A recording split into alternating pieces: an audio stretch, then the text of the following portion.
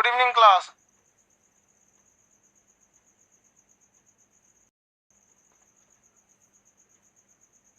चलिए कहां तक बताए थे हम? जूट उद्योग तक बता दिए थे। जूट उद्योग को आप जायद में रखेंगे कि रबी में रखेंगे कि खरीफ में कि कैश क्रॉप में? Cash crop. जूट उद्योग में बिहार आगे या पश्चिम बंगाल? पश्चिम बंगाल।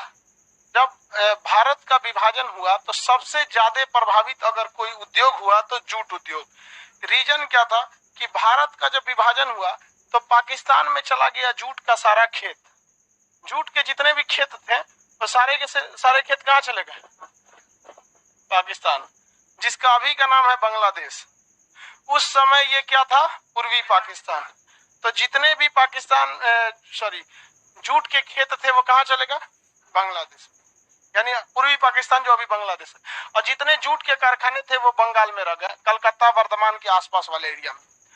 तो आप बताइए भाई, यहाँ जो फैक्ट्रीज थी इसमें जो वर्कर थे उनको जूट मिल ही नहीं रहा था, काम कैसे करेंगे? तो ये फैक्ट्री बंद करने के नौबत पे आ गई। लेकिन इनके सामने एक इजी ऑप्शन था, एक साल बस जूट का उद्योग प्रभावित होगा, अगले साल आप खेती कर दीजिए जूट का, अगले साल से क्या हो जाएगा? चालू हो जाएगा। लेकिन जरा इनके लिए सोचिए तो, इनके पास तो फैक्ट्री नहीं थी। फैक्ट्री था, अब जूट उगा खाएंगे जूट को, और एक दिन में तो फैक्ट्री लगती नहीं, कम से कम 5-7 साल लग जाएगा। तो भारत को यहाँ जितना धीरे धीरे उत्पादन में लगा तो ये लोगों को मजबूरी बन गई इधर बेचना, क्योंकि वायु रख के तो सड़ा नहीं सकते हैं। अब तब तक धीरे धीरे पश्चिम बंगाल क्या हो गया? जूट उत्पादन में देखते देखते आगे बढ़ गया। और हद ये हो गया कि आज पूरी दुनिया में पश्चिम बंगाल जूट उत्पादन में कितना नंबर हो गया है? 1 नंबर। उसका काफी ज्यादा उद्योगों में खपत है, बोरा वगैरह में उसको बनाया जाता है, पैकिंग वगैरह की चीजों में काम आता है। और भी बहुत सारे चीजें होते हैं। हाईवे के किनारे पेड़ जब लगाया जाता है ना, तो पेड़ का जो ढलान होता है इस पे जूट का पहले बोरा बिछा दिया जाता है, और उस पर जैसे इस पे बिया लगा दिया जाता है पौधे का, और फिर जूट का क्या बिछा दिया जाता है? बिया, और उसका पानी छिड़क दिया जाता है। कुछ साल में जूट का बोरा सड़ जाता है और वो उसके लिए क्या बन जाता है? खाद। और जब तक पेड़ शुरुआती अवस्था में रहता है हाईवे के ढाल पे, तो भाई वो खुला छोड़ देंगे तो पानी उनी आएगा तो दह जाएगा ना, उस समय तक कुछ देर तक के लिए क्या करता है? रोक भी देता है। तो एक तरह का ऑटोमेटिक टाइमर है, 1 से 2 साल के अंदर वो गल के सड़ना उनको फिक्स है। तो ये जूट का उद्योग काफी ज्यादा मतलब प्रभावित हुआ था आजादी के बाद से। ये सब क्या है भाई? जायद फसल है। कौन सा फसल? जायद। मटेरियल आप लोग को मिल गया? कहां तक मिला? कृषि पढ़ाए थे, मिल गया?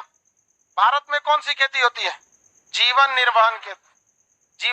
भारत की खेती सबसे ज्यादा कौन सी खेती होती है? जीवन निर्वाह खेती। उसमें लिख लीजिए भारत में यह सबसे अधिक देखा जाता है। 1 नंबर जो है ना जीवन निर्वाह खेती, उसमें लिख लीजिएगा यह भारत में सर्वाधिक देखा जाता है। हालांकि आप पढ़े हैं तो समझ जाएंगे, लिखने की जरूरत नहीं पड़ेगी, लेकिन 6 महीना बाद आप लोग को भोर पड़ जाता है। समझ में गया? जीवन निर्वाह खेती में क्या लिखेंगे? यह भारत में सर्वाधिक होती है, भारत में सर्वाधिक होती है। 4 नंबर में कौन सा है? Truck farming. 5 नंबर में लिखा ना, यह खेती भारत में न के बराबर होता है, उसमें लिखा इसे औद्योगिक खेती भी कहते हैं, यह बहुत बड़े पैमाने पर होता है। इसे औद्योगिक खेती भी कहते हैं, यह बहुत बड़े पैमाने पर होता है। इसे औद्योगिक खेती भी कहते हैं, यह बहुत बड़े पैमाने पर होता है। ट्रक फार्मिंग में समझा दिए थे आपको पहले के क्लास में ही, थोड़ा थोड़ा जब मटेरियल में मिस हो जाता है उसको यहाँ बोल के लिखवा देते हैं। हो गया? ट्रक फार्मिंग भी कहते हैं। ट्रक फार्मिंग क्या होता है? औद्योगिक बड़े बड़े खेत में होता है, ये बहुत बड़े क्षेत्र पर होता है। क्या बोले जी, हम भुला गए खुद। ट्रक फार्मिंग में लिखे या इसे औद्योगिक खेती भी कहते हैं, ये बहुत बड़े पैमाने पर होता है। तो कुछ बोल देते हैं दिमाग से उतर जाता है, लगभग में समझिए। बहुत इसे औद्योगिक खेती भी कहते हैं, बहुत बड़े पैमाने पर होता है। औद्योगिक खेती भी कहते हैं, बहुत बड़े पैमाने पर होता है। हो गया? आगे बढ़े। हम जितना टीचिंग जितना सब्जेक्ट पढ़ाते हैं उसमें सबसे फालतू हमको यही चैप्टर लगता है, कसम बता रहे हैं। हम चाहते नहीं इसको पढ़ाना, मेरा बस चलता सिलेबस से बाहर कर देते, लेकिन क्या कर। किसका गिरा जी? किसका? तो उठा के लो, उड़ गया है। चल ठीक है, कोई बात नहीं। ये अजीब होता है। रीजन क्या? हमको अच्छा लगता है क्या पढ़ाने में? बहुत कॉम्प्लिकेटेड टॉपिक रहे उसको खूब अच्छा से समझाओ, वो बहुत अच्छा लगता है। ये जरा दिमाग खराब हो जाता है। सोयाबीन का उत्पादन मध्य प्रदेश, बाजरा राजस्थान, गन्ना उत्तर प्रदेश, तो एकदम दिमाग खराब हो जाता है। ऐसा फील होता है जैसे सरकारी मास्टर है हम। कसम पता, हम नहीं चाहते हैं चैप्टर को पढ़ाते, तो बोर हो जाते हैं हम इसमें। नहीं, क्या पढ़ाएगा आदमी इसमें? गुजरात मसाला उत्पादन, कपास उत्पादन, अच्छा लगता है इसमें? नहीं लगता है, हमको खुद में इंटरेस्ट नहीं आता है। ये एक ऐसा चैप्टर है ना, इंडियन ज्योग्राफी का कुछ पार्ट, इंडियन ज्योग्राफी का लगभग 30% पार्ट आपको रटने वाली चीजें हैं। मेरा दिमाग खराब हो जाता है। हम सोचते जल्दी खत्म हो, हालांकि इसमें आप लोग का मेहनत ज्यादा है। अब आप बताइए ना, क्वेश्चन पूछेगा मक्का का उत्पादक सबसे पहले कहाँ, किस देश को इसको खोज करता माना जाता है? तो अमेरिका को। इसमें हम क्या समझाएंगे आपको? याद करके आइए, चलिए बता देते हैं, उसके बाद आगे समझाएंगे। बताए थे आपको हम जूट उद्योग तक। अब उसके बाद कह रहा है भारत के प्रमुख, भारत नहीं, प्रमुख फसल एवं उसके उत्पादक राज्य, यहां से बताना है। चलिए आगे समझाते हैं। कौन सा उत्पादन है? चावल। चलिए अब देखते चलिए, यहाँ पे चावल जो है हमारे लिए स्टेपल फूड है। स्टेपल फूड मतलब मुख्य आहार। अब भारत में भी स्टेपल फूड वो कहाँ का है? पश्चिम बंगाल का। चावल के उत्पादन में 1 नंबर राज्य कौन आता है? पश्चिम बंगाल। यहाँ चावल की खपत भी ज्यादा होती है, किसी को कोई दिक्कत नहीं। जबकि दुनिया में ज्यादा लोग चावल को नहीं खाते हैं, भारत में चावल का कंजम्पशन ज्यादा है। इडली किस चीज का बनता है जी? चावल का बनता है। और डोसा चावल का ही बनता है। लगता हमको भी डाउट था उस पे। टेस्ट से डाउट थोड़ा लगता था वहां पे। तो भारत में ना ये सब चीज का कंजम्पशन क्या है? ज्यादा है। हमारे यहाँ किसी को अगर 1 हफ्ता तक उसको केवल रोटी रोटी खिलाइएगा ना, तो सोचा को ब्रेन हेमरेज हो जाएगा। मतलब ब्रेन हेमरेज नहीं होगा, मतलब उब जाएगा वो। और उसको चावल खिला देंगे तो नहीं उबेगा। और समस्या देखिए, भारत में ज्यादातर पेशेंट शुगर के मरीज है। भारत में शुगर ना सही होने का एक बहुत बड़ा रीजन है चावल है। चोरी छुपे तन से खा लेता है और फिर उसका शुगर क्या हो जाता है? डिस्टर्ब हो जाता है। जबकि दुनिया में ज्यादातर लोग किस चीज के होते हैं? गेहूं से बने प्रोडक्ट को ज्यादा खाते हैं। तो हमारे दुनिया में ज्यादा कंजम्पशन किसका है? गेहूं का। और भारत में किस चीज का है? चावल। चावल के उत्पादन में 1 नंबर पश्चिम बंगाल। हालांकि छत्तीसगढ़ में धान चावल उत्पादन करना बहुत इजी होता है, इसलिए छत्तीसगढ़ को क्या कहते हैं? धान का कटोरा।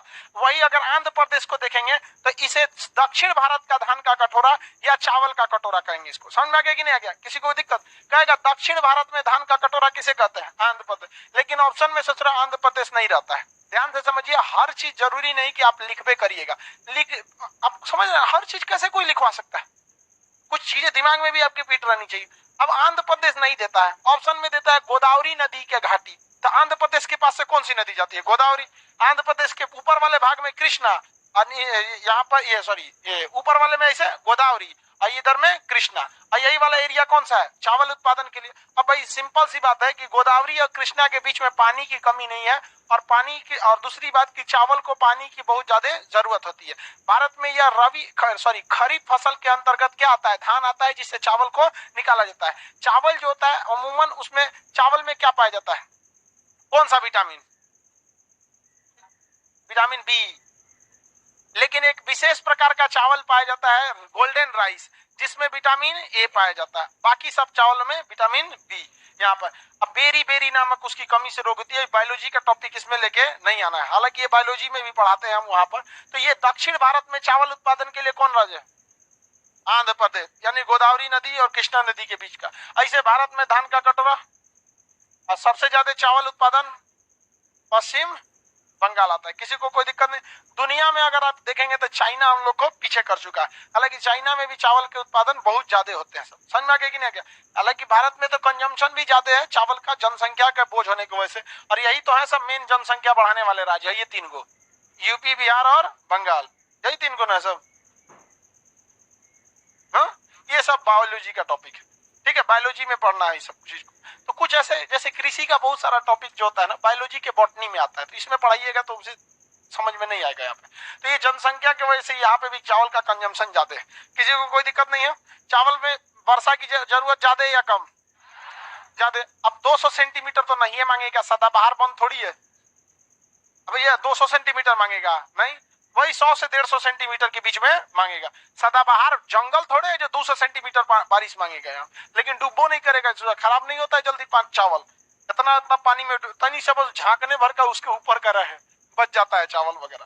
लेकिन बहुत ज्यादा बारिश हो जाएगा तो चावल क्या हो सकता है, खराब हो जाता है। यहाँ पे सबसे ज्यादा उत्पादन कौन करता है? हाँ, कृष्णा और गोदावरी का डेल्टा किस लिए फेमस है? चावल के लिए होता है। विटामिन ए कौन से चावल में विटामिन ए पाया जाता है? हाँ, गोल्डन राइस में। गेहूं के उत्पादन देखिए, दुनिया में गेहूं का कंजप्शन सबसे ज्यादा होता है, जबकि भारत में गेहूं का कंजप्शन सेकंड नंबर पे होता है। भारत में गेहूं से बने प्रोडक्ट का कंजम्पशन बहुत कम है। वहां पर उत्तर प्रदेश गेहूं के उत्पादन में सबसे अग्रणी है। हालांकि कम एरिया में उत्पादन के मामले में हर मामले में क्या चला जाता है? पंजाब। रीजन क्या है कि कम एरिया में वो ज्यादा पैदावार इसलिए उगा लेते हैं क्योंकि उन लोगों ने हरित क्रांति के दौरान सबसे ज्यादा नए नए टेक्नोलॉजी का ग्रहण किया। और हम लोग यूपी बिहार वाले लोग हरित क्रांति होने के बावजूद भी उत्तर प्रदेश का पश्चिमी भाग जो था वो क्या किया, हरित क्रांति के बाद कोई टेक्नोलॉजी लाया, लेकिन पूर्वी उत्तर प्रदेश और बिहार को कोई खास फर्क नहीं पड़ा था हरित क्रांति से। गेहूं के उत्पादन के लिए पानी की ज्यादा जरूरत नहीं होती है। ये गेहूं जो होता है कम ही पानी में हो जाता है। रबी फसल के अंतर्गत ये क्या होगा, आएगा यहाँ पर, किसी को कोई दिक्कत नहीं है। या भारत का कैसा फसल है? दूसरा। उत्पादन में पहले स्थान पर कौन है? उत्तर प्रदेश। प्रति हेक्टेयर में कितना उत्पादन का? हेक्टेयर समझते हैं कौन सी होता है?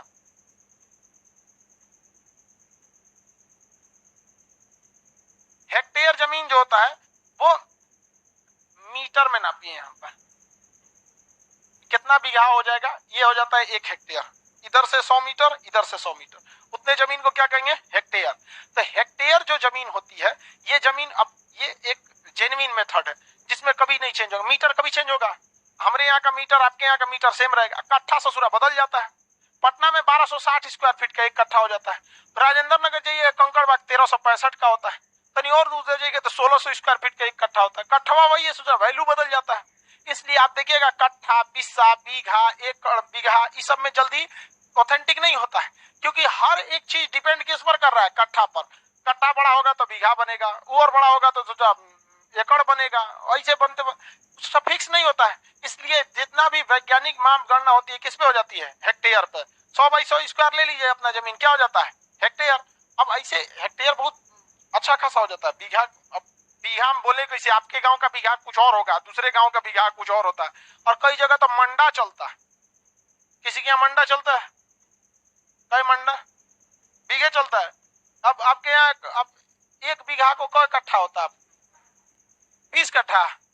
अच्छा, 20 कट्ठा में 1 कट्ठा में कितना स्क्वायर फीट? अरे स्क्वायर फीट लगा कर रहा है 20 दूर।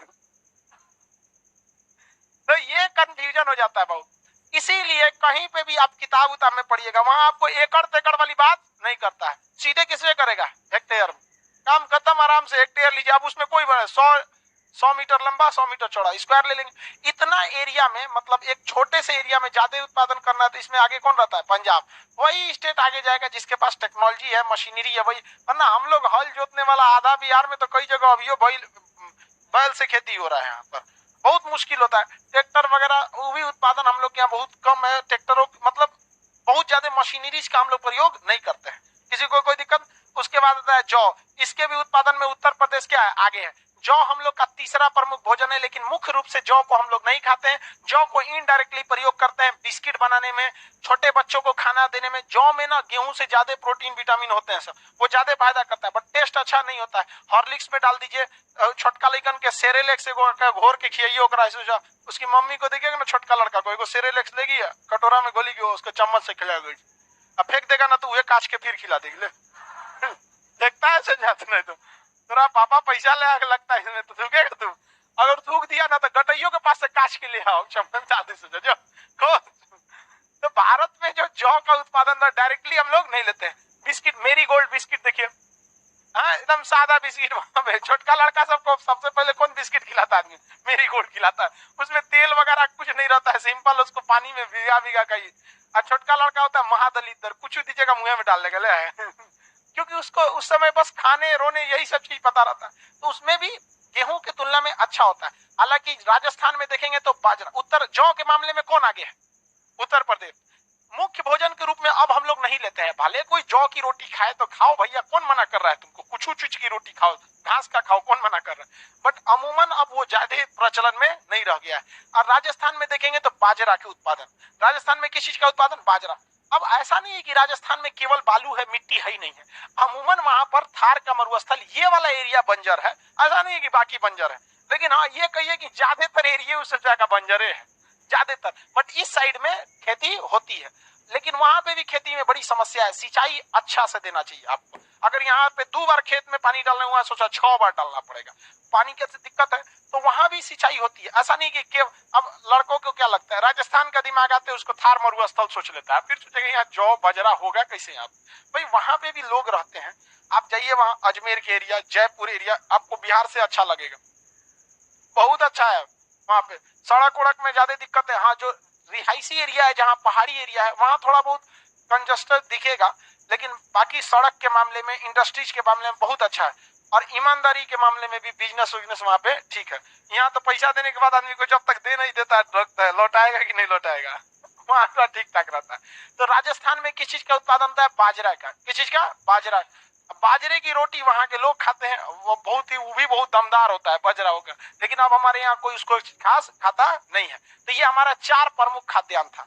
4 प्रमुख खाद्यान्न में कौन कौन भैया, भारत के लिए चावल, गेहूं, जौ, बाजरा हो गया, यही खरीदे करते हैं लोग। अब इसके बाद जितना चीज खाते हैं वो टेस्ट बढ़ाने के लिए, मुख्य भोजन के रूप में नहीं है। जैसे दाल का उत्पादन, दलहन, मध्य प्रदेश वगैरह इस सब में दाल के उत्पादन में क्या हो जाते हैं, अग्रणीय राज्य रहते हैं सब वहां पे दाल उत्पादन। तो दाल हम लोग मेनली उसका टेस्ट बढ़ाने के लिए खा लेता है। दाल नहीं रहेगा सोच बेसन डाल, उसमें चने का भी बनेगा, बेसन भी किसका बनता है, चने का। चना भी क्या है, दाल, कढ़ी बनाओ खाओ उसमें।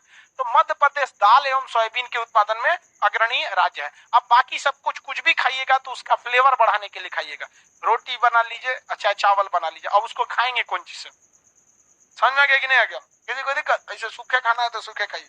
मुख्य स्टेपल मक्का उत्पादन, मक्का की उत्पत्ति पाई कौन से होती है। अब देखिए ये उभयलिंगी वगैरह, ये उभयलिंगी मतलब एक ही फूल में नर और मादा होते हैं सब, अमूमन ऐसे ही होते हैं सब, ये बायोलॉजी के टर्म से उभयलिंगी होता है। ये शुष्क प्रदेश में भी हो सकते हैं। उत्पादन में, मक्का के उत्पादन में कर्नाटक आगे है। और फूड प्रोसेसिंग, आपको कल पढ़ाए थे, फूड प्रोसेसिंग क्या होता है, एक ही चीज से कई वेराइटी की चीजें बता ले रहा, क्या कहलाता है, फूड प्रोसेसिंग कहलाता है। जैसे जौ से आप कई चीजें नहीं बना सकते हैं, सेरेलेक्स बनाइए, बिस्किट बनाइए, और कुछ बनता है जी, हॉर्लिक्स बनाइए, बॉर्नविटा, कुछ में चीज में मिलाते रहिए, उसमें बना। ये कहाँ बनेगा, आटा चक्की में, जौ पीस के चीनी मिला दो, हॉर्लिक्स ले जाओ बोरा में, आटा चक्की में थोड़े बनेगा। उसके लिए एक मशीनरी लगानी पड़ेगी, इंडस्ट्री। तो ऐसे इंडस्ट्रीज को क्या कहते हैं, फूड प्रोसेसिंग यूनिट। तो फूड प्रोसेसिंग में मक्के से बहुत ही ज्यादा चीजों का क्या हो जाता है, उत्पादन हो जाता है।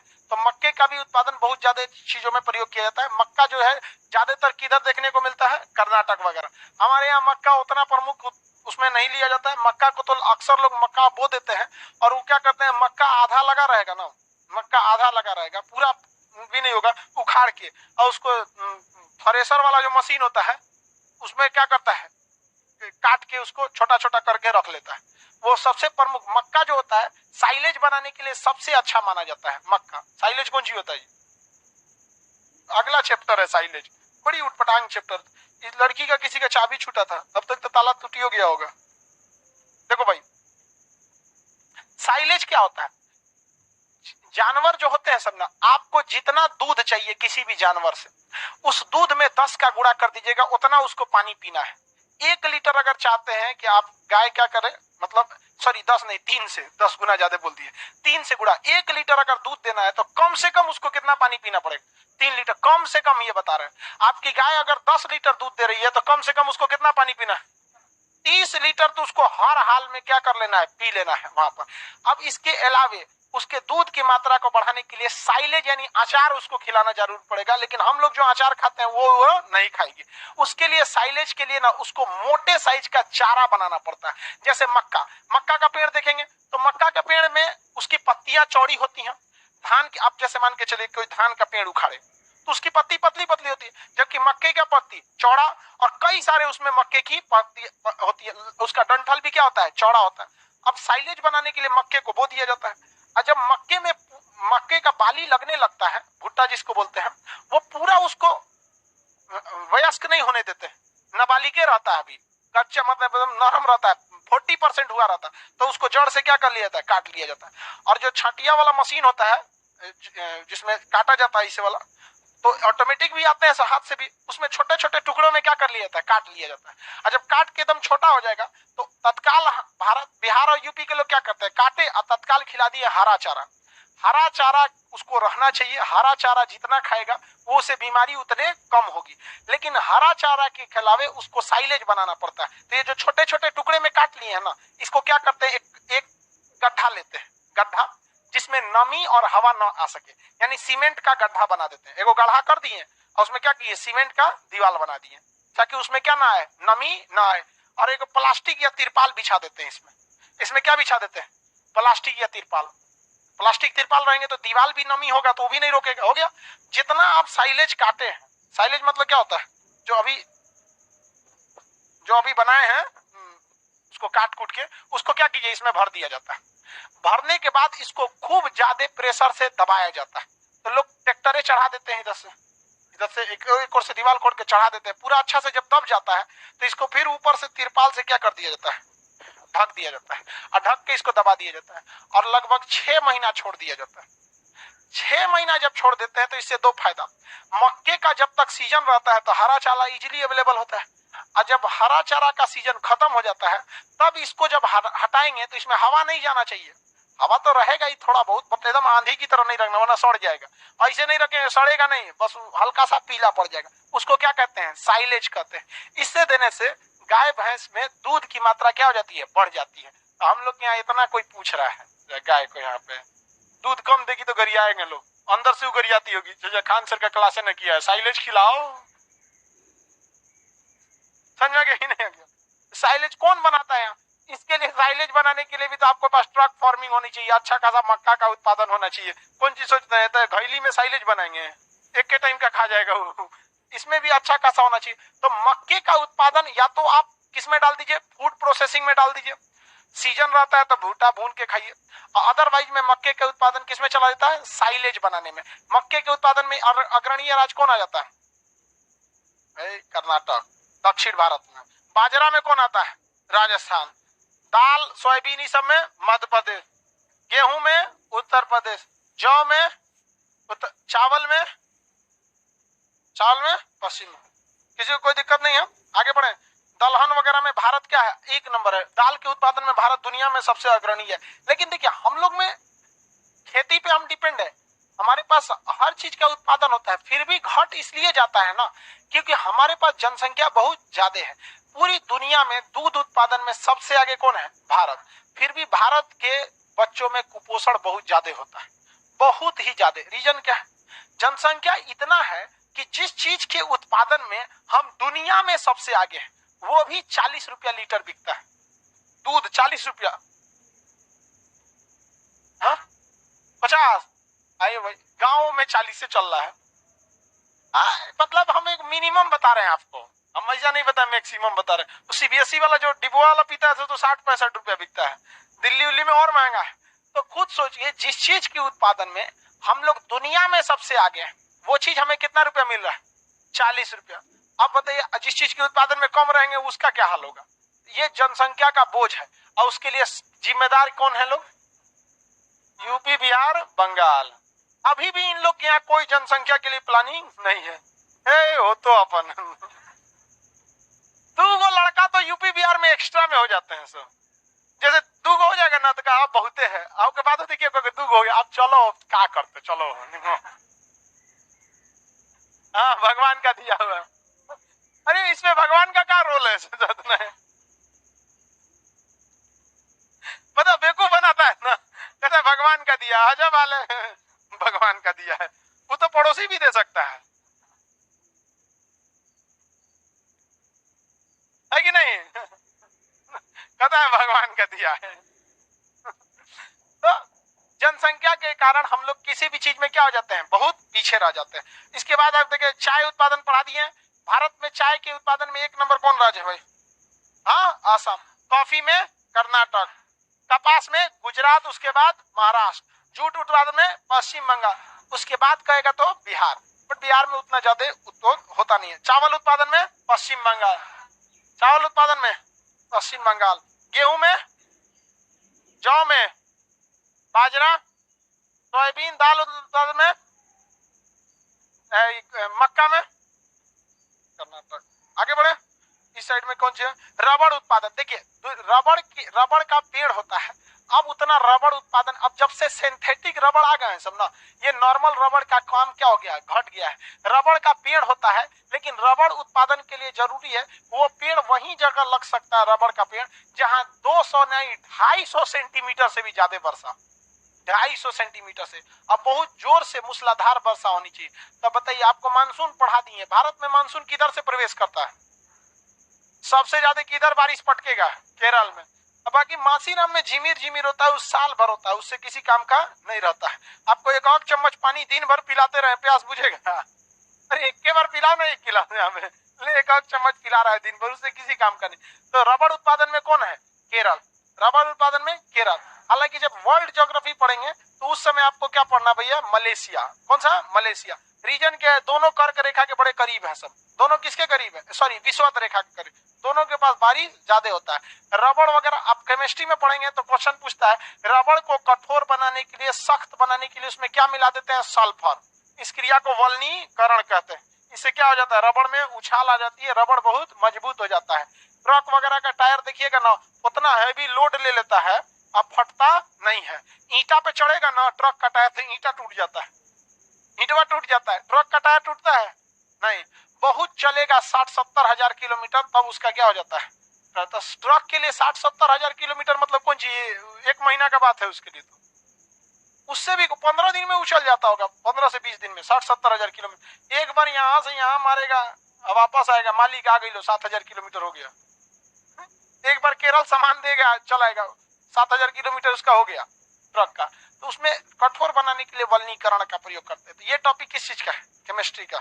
इसका नाम है तंबाकू उत्पादन में, तंबाकू में निकोटीन होता है। तंबाकू उत्पादन में 1 नंबर राज्य कौन सा है, आंध्र प्रदेश। हालांकि भारत सरकार ने तंबाकू पर क्या किया है, रोक लगाया है, लेकिन कुछ हद तक सीमित प्रयोग दिया गया है, जैसे सिगरेट में, तंबाकू खैनी उनी में। तो हम लोग यहाँ तंबाकू उद्योग पूरी तरह से खुलेआम नहीं है, लेकिन तंबाकू बनाने वाली जितनी कंपनियां है ना, सरकार को ये जो डिसीजन लेता है, उन लोग को अच्छा खासा पैसा खिला देते हैं, सब करोड़ों करोड़ों खिला देते हैं। तो सरकार डिसीजन देती है कि तंबाकू पर बड़े अक्षर में लिखना पड़ेगा, यह जानलेवा है। तो इससे सिर्फ नहीं, कोना कना पता है, बड़का अक्षर से लिखना पड़ेगा, जानलेवा है। आप फिल्म शुरू होगा, आपके फेफड़े को नुकसान कर रहा है, तारा ना पता है नुकसान कर रहा है, तो बेचवा क्या लिए रहे हो? हाँ, अभी बताइए, बाजार में AK-47 बेचवा दीजिए, कहिए यह जानलेवा है, ये बैल कहीं का जानलेवा, बेचवा कह रहा है जानलेवा है, तो यहाँ पर हाँ सब ले लेगा वहां पे, और उसके बाद जानलेवा होने लगेगा यहाँ पे। सिगरेट वगैरह ये सब चीज तंबाकू में प्रयोग होते हैं, हालांकि कुछ हद तक औषधि में भी इसके काम आते हैं, निकोटीन का, डायरेक्ट तंबाकू का नहीं, निकोटीन का काम आता है, बट वो सीमित प्रयोग। लेकिन हमारे यहाँ राजमुंदरी जो जगह है आंध्र प्रदेश का, तंबाकू अनुसंधान केंद्र है, वहां पर भारत में तंबाकू दुनिया में एक बहुत बड़े पैमाने पर होता है, 8% उत्पादन हो जाता है भारत में, 8%। हालांकि यहाँ पर देखेंगे इस साइड में गोल्डन ट्रायंगल, यहाँ पे वियतनाम हो जाते हैं सब, थाईलैंड, लाओस, ये वाला जो एरिया होता है, इधर तंबाकू होता है। अफगानिस्तान, पाकिस्तान, ईरान, इस सब के यहाँ क्या होता है, तंबाकू का उत्पादन ज्यादा होता है, अफीम वगैरह का। भारत में ज्यादातर तंबाकू की खेती कहाँ होती है, आंध्र प्रदेश में होती है। यह मादक पदार्थ के अंतर्गत में आता है और भारत सरकार इसे खुली अनुमति नहीं देती है, इसलिए इसका उत्पादन ज्यादा नहीं होता है। हालांकि इसमें बहुत ज्यादा क्या होता है, प्रॉफिट होता है। पूरा तालिबान वाले जो आतंकवादी हैं सब ना, हथियार, तोप, टैंक, जितना उनका पैसा चलता है, सबका सब किससे चलता है, अफीम उत्पादन, अफीम से। अफीम की खेती क्योंकि इलीगल है, थोड़ा सा में ज्यादा मिल जाएगा। अब जो शराब बिहार में पहले 200 रुपया में मिलता था, अभी वही शराब क्या मिलता है, 500-600 में मिलता है। तो एक अच्छा खासा मार्जिन है, लेकिन पकड़ा जाएंगे तो अच्छा खासा मार्जिन वहां पे भी है। पकड़ाने पे छूटते हैं, लेकिन अच्छा खासा पैसा लग जाता है, 2-3 हाथ दियो देता है आपको अच्छा से। तो तंबाकू के उत्पादन में, अब उसके नीचे देखिए, यहाँ पे आपको दिया हुआ है, ये यादें करना पड़ेगा। हम आपको बताए ना, मेरे सबसे बकवास यही पढ़ाना लगता है, कुछ चीज समझे में मन नहीं लगता इसको पढ़ाने में। फसल और उसका जन्म स्थान, फसल और उसका जन्म, रेलवे कभी कभी सनकेगा ना तो इस टाइप का क्वेश्चन पूछता है, इनका जन्म स्थान कहाँ। ठीक है, तो छोटा सा है, 3-4 ठो, उसको याद कर लेंगे लोग। यहाँ पर पहला कौन सा है, धान, धान यानी चावल। इसका जन्म स्थान इंडो चीन को माना जाता, किसे माना जाता है, इंडो चीन किधर है, चाइना का पूर्वी भाग, इंडिया और चाइना के बीच का एरिया क्या कहलाता है? इंडो चीन। ये है इंडो चीन। ये कौन सा है? इंडो चीन। Myanmar, Thailand, Laos, Cambodia, Vietnam, इसी एरिया में हुआ था किस चीज का? चावल का जन्म माना जाता है, जन्म स्थान यहाँ पर। चावल का जन्म स्थान किसे माना जाता है? इंडो चीन को माना जाता है। उसके बाद क्या है? मक्का। मक्का जो है वो अमेरिका को मानते हैं, मध्य अमेरिका या अमेरिका। मक्का के उत्पादन में मध्य अमेरिका या अमेरिका। जो ये बुढ़ऊ जिधर का है, क्या नाम है बुढ़वा का? बाइडन, हाँ, उसी एरिया में। तो यहाँ मक्का होता है। तो आप देखेंगे यहाँ बहुत सारे चीज मक्के के ही रहेंगे सब। यहाँ पे पिज्जा वगैरह का जो आटा देखेंगे या उसके ऊपर जो छिड़क देते हैं सब, पिज्जा खरीदे को मकई सट ले रहता है सब, उसको दुगा कहता है। ऊपर कौन चीज? अरे कौन तो मकवा को बोलता है उसको, डिजाइनवा को क्या बोलता है? हाँ पॉप, हाँ हाँ टॉपिंस, टॉपिंस है ना। हाँ वहाँ एक बार हम ऑर्डर कर रहे थे ना, महाबैल ससुरा, हमको अकेले खाना है तो हाफ या फुल पूछना, रेगुलर मीडियम पूछता है। हम कहे क्या है रे ये? तो कहा कि सर हाफ या फुल। तो हम कहे हाफ देना, ये पूछना तो रेगुलर मीडियम पूछता है। हम तो से अरबी में बतियाए हैं। किसी को कहिए भाई आपको हाफ चाहिए कि फुल चाहिए, वो डोमिनोज वाला ही नहीं पूछता है, रेगुलर चाहिए। हम रेगुलर खाते हैं, पागल करेगा सब। वो जानबूझ के चाहता है। सीबीएसई वालों में खासियत है, ऐंठता है जानबूझ के। सीधे को टाई बांधना है तो नहीं, टाई नॉट, टाई नॉट। तो यहाँ पर देखेंगे ना, मक्के जो चीज जहां मिलेगा वहां का भोजन भी उसी से रिलेटेड रहेगा, ज्यादातर लोग उसी चीज का कंजम्पशन करेंगे। तो मक्के के उत्पादन में क्या आता है? मध्य अमेरिका। मक्के के में मध्य अमेरिका आ जाता है। गेहूं के उत्पादन में भी कौन है? मध्य अमेरिका ही आता है। विनिपेग शहर गेहूं के उत्पादन के लिए प्रेयरी घास, जब वर्ल्ड ज्योग्राफी पढ़ाएंगे ना तो फिर वहां आपको पढ़ना है, प्रेयरी घास के मैदान जहां होते हैं उसके नीचे गेहूं के उत्पादन के लिए अच्छा माना जाता है। कनाडा का विनिपेग शहर पूरी दुनिया में सबसे बड़ा गेहूं का बाजार है। तो यही ना गेहूं अगर पे, तो मध्य प्रदेश लिख दिया, उसमें मध्य अमेरिका बना लीजिए। देखिए गेहूं के उत्पादन में मध्य अमेरिका, मध्य प्रदेश दे दिया ना। ए बकलोलवा लिखो ना मध्य अमेरिका, लिखो बकलोलवा। खाली ये नहीं देखता है, अपने को नहीं देख रहा है। एगो तो दुबला पतला है, लाठी में लोटा टांगल है, बकलोल कहीं का।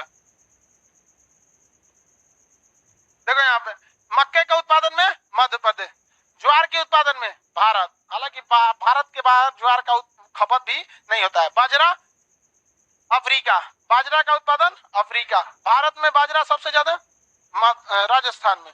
गेहूं के उत्पादन में मध्य अमेरिका, गेहूं में मक्का में मध्य अमेरिका, बाजरे में अफ्रीका। भारत में ज्वार में भारत, जौ में चीन, चावल इंडो चाइना, चावल या धान इंडो चाइना, चावल या धान, मक्का, गेहूं, बाजरा, ज्वार, जौ, धान या चावल इंडो चाइना।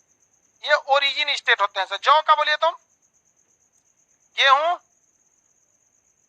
बाजरा, धान, किसी को कोई दिक्कत नहीं है। अब उसके नीचे के स्टेट है भारत की स्टेट, जिसमें आपको याद करना पड़ेगा दूसरा कोई उत्पादन नहीं। केसर का उत्पादन कश्मीर, मेवा वगैरह का कश्मीर, अखरोट वगैरह का कश्मीर, बादाम कश्मीर, काजू केरल में है, सब कश्मीर ले जाएगा। समझ में गया? मसालों में लाल मिर्च में, तो देखिए केरल जो है ना, हालांकि ज्यादा फेमस था लाल मिर्च की वजह से। मसालों में तो अभी भी राजस्थान में मसाला होता है, गुजरात में होता है, लेकिन लाल मिर्च बड़ा जरूरी होता है आपको किसी भी चीज में, मसाला वगैरह में। उस तनीसा में ज्यादा टेस्ट बढ़ा देता है। और लाल मिर्च की खासियत होती है उसकी क्वांटिटी जो रहेगी ना, वो आपको फिक्स है कि इतना डालेंगे तो इतना तीता करेगा। भाई हल्का मिर्च हुआ है सब, ये खचरा है सब। कोनो सीजन वाला एगो डालेंगे तो तीते नहीं करेगा, अगले दिन कोनो दूसर सब्जी मंडी से लाएंगे, एक दिन में लहरा देगा, नागिन डांस करा देगा। उसका कोई भरोसा नहीं। समझ गया? लेकिन ललका में आइडिया रहता है, तो अंग्रेज वगैरह सब लाल मिर्च के लिए आते केरल में। ये लिस्ट आपको याद करना पड़ेगा, हम उसके आगे पढ़ाते हैं, ठीक है? अब समझिए रहे आपको दूसरा इसमें क्या पढ़ाएंगे हम, आपको याद है एग्जाम में बनेगा, नहीं याद है नहीं बनेगा। दूसरा इसका कोई उपाय नहीं है।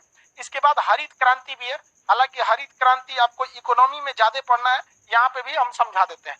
हरित क्रांति के जनक जो थे वो नॉर्मन बोरलॉग को माना जाता है। वो मैक्सिको के रहने वाले थे लेकिन अमेरिका जाके सेटल हो गए थे, नॉर्मन बोरलॉग।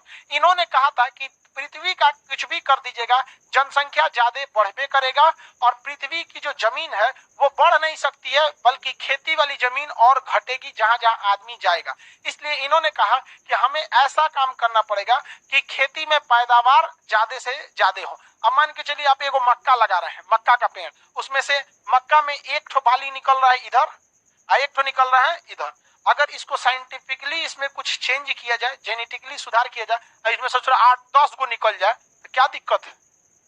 हाँ, गिर जाएगा इधर गिर जाएगा पेड़, थोड़ा सा उसको मजबूती देना पड़ेगा। तो यही सारे चीज किया गया हाई वेराइटी का, high yield variety, HYV, high yield variety.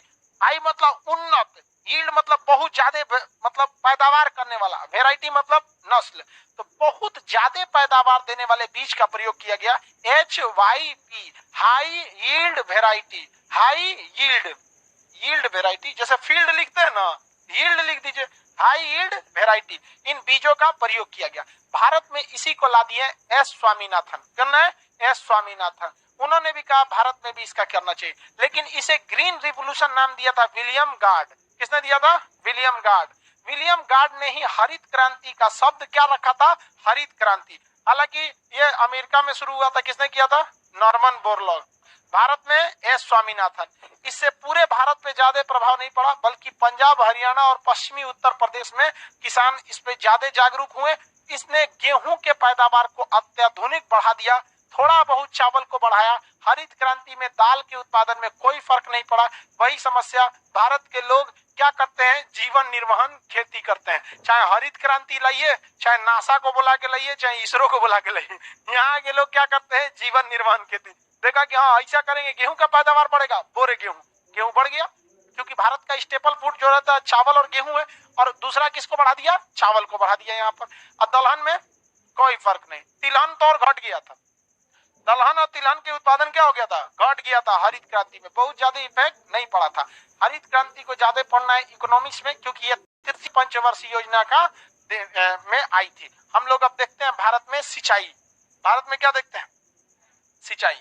देखिए भारत में सिंचाई जो है वो मेनली सबसे ज्यादा किस चीज पर डिपेंड है? भारत में सिंचाई का मुख्य आधार वर्षा।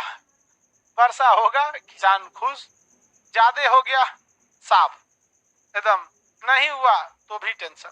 तो हम लोग इस पर ज्यादा नहीं ना डिपेंड हो सकते हैं। तो भारत सरकार ने योजना आयोग जो थी, जिसे मोदी जी ने बदल दिया, पहले तो कम से कम कुछ योजना बनाती थी। अभी जब से 2015 से नीति आयोग आया, कोई योजना सुन रहे हैं? पहले गलती ये होता था कि योजना बना देती थी, हमें इतना % विकास प्राप्त करना है, नहीं होता था तो सरकार से सवाल पूछा जाता था, आप ही का योजना है, फेल हो गया। मोदी जी आए, कहें कि हमको तो लंबा रहना है, हमसे भी पूछेगा सब, एक काम करो इसी को मार डालो खत्म कहानी। अब पूछिएगा क्या विकास हुआ है? नापने का कोई रास्ता नहीं बचा है, बस विकास हुआ। समझ में आएगी नहीं? क्या विकास हुआ है बस यहाँ। तो ये इकोनॉमी का टॉपिक था, तो खैर समझते हैं। तो योजना आयोग ने रिपोर्ट दिया, कहा कि हमें किसानों को भगवान भरोसे नहीं छोड़ना पड़ेगा, हमें उनके लिए क्या करना पड़ेगा? काम करने पड़ेंगे। इसलिए भारत सरकार ने रिपोर्ट लगाया कि सिंचाई कैसे कैसे किया जा सकता है। तो भारत में देखा गया कि नहर बनाना सिंपल है, ट्यूबवेल लगाना सिंपल है, कुआं तो खैर अब उसका प्रचलन कम हो गया है। भारत में 19% खेती कुआं से होती है। तालाब बनाने में और खतरनाक है तो दक्षिण भारत में होता है, 8% खेती होती है। तो भारत सरकार ने देखा कि नहरों से, ट्यूबवेल से, कुआं से, तालाब से खेती हो जाती है, लेकिन बहुत बड़े एरिया में सोचिएगा नहीं हो पाएगा। तो इन्होंने, योजना आयोग ने खेती को 3 भागों में बांट दिया। सिंचाई को कितने भाग में बांटा? 3। एक बांटा वृहद, वृहद मतलब बहुत बड़का, एक मध्यम, मध्यम सिंचाई परियोजना, वृहद सिंचाई परियोजना, उसके बाद लघु यानी छोटी परियोजना, लघु सिंचाई परियोजना। कौन सी सिंचाई परियोजना? लघु सिंचाई परियोजना। एक बात बताइए तो, 1 हेक्टेयर जमीन तो अच्छा खासा होता है, 100 बाई 100 मीटर का, अच्छा खासा होता है भाई। कितना मीटर आपको बताते हैं? 100 मीटर थोड़े होगा ये। कुतुब मीनार 72 मीटर है ऊंचाई उसका। सोचिए 100 मीटर कैसे होगा? 1 हेक्टेयर में कुतुब मीनार गिरेगा तो अंदरवे रह जाएगा। अच्छा खासा जमीन होता है। ये खूब से खूब होगा ना, ये 20 मीटर होगा, 20 से 22 मीटर होगा इस क्लास की चौड़ाई, 20 मीटर। हाई होगा तो वही 40-50 मीटर। इसका सोचा का डबल करिए, कितना मीटर होगा? 100 मीटर। अब फिर उतने कीजिए, अच्छा खासा हो जाता है 1 हेक्टेयर। तो कहा गया कि भैया हम 1 हेक्टेयर की बातें नहीं करते, हम बात करते हैं 10,000 हेक्टेयर की। 1 हेक्टेयर की नहीं, कितना हेक्टेयर? 10,000 हेक्टेयर। ये जो पूरा जिला आ जाएगा इसमें। तो 10,000 हेक्टेयर की अगर जमीन रहेगी, कितने हेक्टेयर की? 10,000 हेक्टेयर की जमीन। तो उसके लिए कौन सी परियोजना लानी है? बृहद सिंचाई। अब बृहद सिंचाई परियोजना केंद्र सरकार को कहा गया, इस पर आप बांध बनाइए। क्या करिए? बांध बनाइए, और बड़े बांध बना के पानी को रोकिए। जब पीछे ज्यादा पानी हो जाता है तो उसको जो आगे दरवाजा खोल रहे हैं, पहले बांध बनाइए, इधर से कई वो नाली निकालिए। हाई हे टोला जाएगा, हाई दूसरे जिला जाएगा, हाई तीसरे जिला जाएगा, और नहर बना दीजिए इसमें। अब फाटक खोलेंगे तो पता है, हाई फाटक खोलेंगे तो हाई जिला में घुस जाएगा, सीधे चल जाएगा, इधर चल जाएगा। तो आप क्या करिए? बांध बनाइए, और इससे सिंचाई के लिए क्या कीजिए? भेजिए। तो बांध बनाने की क्रिया छोटे सिंचाई में लागू की जाएगी। कितने? बृहद। बृहद में कितना हेक्टेयर होना चाहिए? कितना हेक्टेयर? 10,000 हेक्टेयर जमीन होनी चाहिए। अब उसके बाद आता है मध्यम सिंचाई परियोजना। तो इसमें 2,000 से लेके 8,000 तक, 2,000 से लेकर 8,000 तक सिंचाई परियोजना इसमें शामिल की है।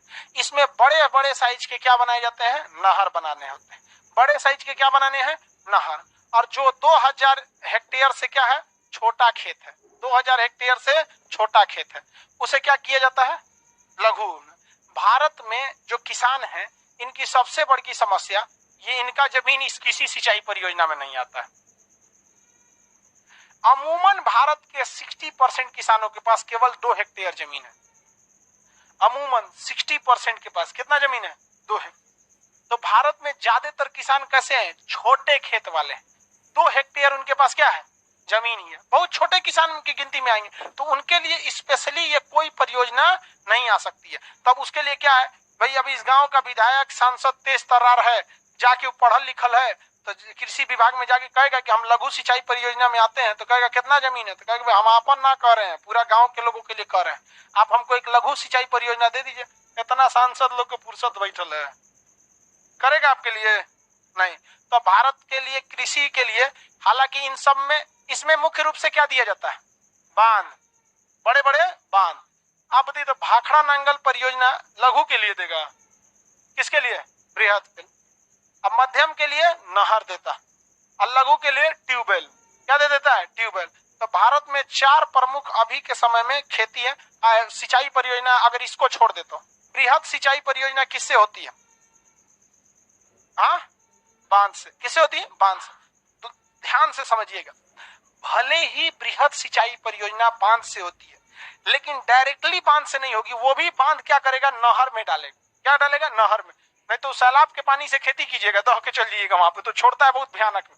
लेकिन वो भी उसी का हिस्सा है ना, नहर में। विदाउट बांध तो नहर बन नहीं पाता है।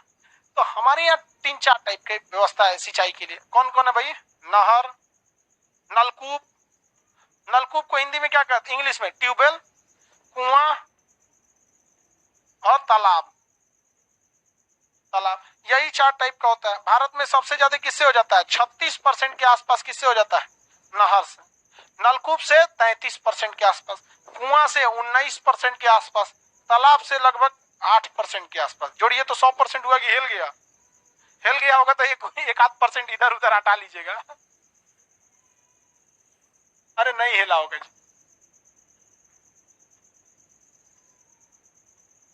काहे लिए बोले हैं तुमको जोड़ने? हाँ, ज्यादा हो गया है। कितना हो रहा है? 106। थोड़ा बहुत घटा दीजिए इसमें। एक तनी सा घटा देते हैं इसको। 34, इसको 31। थोड़ा आगे पीछे रहते हैं सब, बात समझ।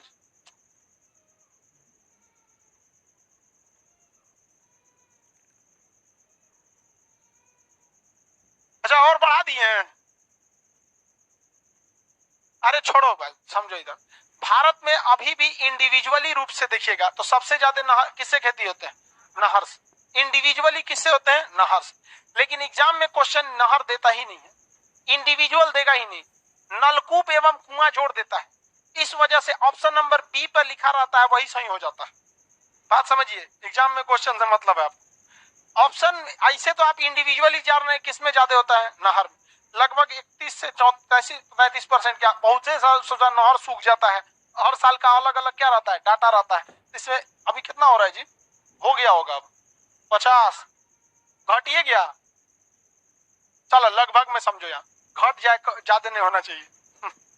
देखिए ध्यान से, एग्जाम में क्वेश्चन जो पूछता है वो अकेले इंडिविजुअल नहीं पूछता। इंडिविजुअल पूछेगा तो क्या मारेंगे? नहर। उस परसेंटेज को गोली मारिए। जब इंडिविजुअल पूछेगा तो एक को याद रखिए ना, नहर, नलकूप, न से नहर, न से नलकूप, नलकूप के बाद कुआं, कुआं के बाद तालाब। वैसे ही दिख रहा है, सबसे कम पानी किसमें रहता है? क्योंकि तालाब का पानी तो खत्म ना हो जाएगा जब खींच देगा, तो कुआं का खत्म थोड़ी होता है, तो नीचे वाटर लेवल से जुड़ा रहता है। समझ में कि नहीं? सबसे कम पानी किसमें रहता है? तालाब, उसके बाद कुआं, और उससे बाद ट्यूबवेल, और ट्यूबवेल के बाद नहर। नहर डायरेक्ट जुड़ा रहता है, उससे नहर का पानी ज्यादा रहता है। ट्यूबवेल वगैरह तो सबसे ज्यादा किससे होता है? नहर एवं नलकूप एवं कुआं। नलकूप किसे कहते हैं? ट्यूबवेल को। नहर तो सबको पता है, कोई बड़ी सी नदी जा रही है, उसके साइड में फोड़ दीजिए और दूसरे टोला लेके चल जाइए, यहाँ पे वो क्या हो जाता है? नहर। ट्यूबवेल क्या होता है? सेम नहर का छोटा रूप होता है। नहर का छोटा रूप, जैसे एक खेत है किसी का, मान के चलिए इसे खेत है, इसमें एक कोई गांव है, बड़ा सा गांव है। अब ट्यूबवेल क्या होगा? इस गांव के किसी एक कोना में एक तो बहुत बड़ा क्या किया जाएगा? कुआं टाइप का खोदा जाएगा। बहुत बड़ा क्या खोल देगा? कुआं। और इसमें बड़का पंपिंग सेट टाइप का लगाया गया, एकदम मोटका धार वाला एकदम। आइए वो ट्रांसफार्मर अकेले दे देगा इसके लिए। अब वो क्या करेगा ना, यहाँ एक गड्ढा बना देगा, सारा पानी किसमें फेंकेगा? इस गड्ढा में, और यहाँ से एक नाली बना देगा, बस और कुछ नहीं है। अब ये खेत में गया यहाँ पे, अब खेत वाले क्या करते हैं? इसके लिए रास्ता बना लेते हैं, पतला सा नाली टाइप का। अब वो खेत खेत में घुमा देंगे इसको, एगो सीधे भेज देगा यहाँ पे, इधर चला जाएगा। अब बस समझिए कि इसी के जाल बचा दीजिए, जिसको अपने खेत में ले जाना है पहले वो रास्ता पानी देते जाता है। इससे अब ये क्या है? एक मेन सोर्स है पानी का, कुआं टाइप का खोद दिया बहुत गहरा, जहां से उसको मेन सोर्स मिल सके। और वहां मोटका पंप बैठा दिया, आपके घर वाला मोटर नहीं, मोटका पंप बैठा दिया। इस मोटका पंप से क्या करता है? इधर फेंकता है। यहाँ छोटा सा नहाने वाला टबवा नहीं होता जिसमें श्री देवी डूब गई थी, उसी टाइप का इधर रखता है। एक तो हम लोग बचपन में ट्यूबवेल में आप लोग नहाए कि नहीं? वो बहुत तेज धार मारता है, तो यहाँ पे वो क्या करता है? इसमें फेंकता है, और उसके बाद नाली है, इससे पूरा गांव में दौड़ा देता है। तो इससे फायदा ये होता है कि आपके खेत का पानी लवणीय नहीं होता है, क्योंकि ये पानी कहाँ से ला रहा है? नीचे से, उसमें नमक नहीं रहता है। लेकिन इसकी खराबी क्या है? बिजली कंजम्पशन ज्यादा, और खेती की जरूरत शहर में ज्यादा की गाँव में। गांव में नलक्यूब यानी ट्यूबवेल चलाने के लिए किस चीज की जरूरत? गांव में बिजली ज्यादा रहता है? नहीं रहता है। और उसमें से जो गांव में तो मेन ट्रांसफार्मर उड़ता है तो चंदा बट रहता है, हाँ 100 रुपया तू दो, 100 रुपया तू दो, तब बदलाता है। यहाँ पे ट्यूबवेल उड़ गया, झड़ गया, ट्यूबवेल काम खत्म। हमारे यहाँ मेंटेनेंस की भी तो समस्या है। तो इजिली हर गांव के लिए अगर एक ट्यूबवेल कर दिया जाएगा तो क्या हो जाएगा? इजिली किसान कर सकता है, सिंचाई कर सकता है। लेकिन हमारे यहाँ किसान समृद्धि योजना हर 3 महीना पे 500 रुपया ले जाइए। यहाँ पर समझ में गया? ये सब बेवकूफियत ना है। 60,000 करोड़ रुपया खर्चा किया गया, 60,000 करोड़ रुपया साल में। अमूमन ये सबसे मिनिमम है किसानों को 5-5 रुपया बांटने के लिए। अब एक बात बताइए, हमारे पास अगर पैसा है, हम 5 लाख रुपया खर्चा करेंगे तो आप लोग को एक और लड्डू खिला पाएंगे?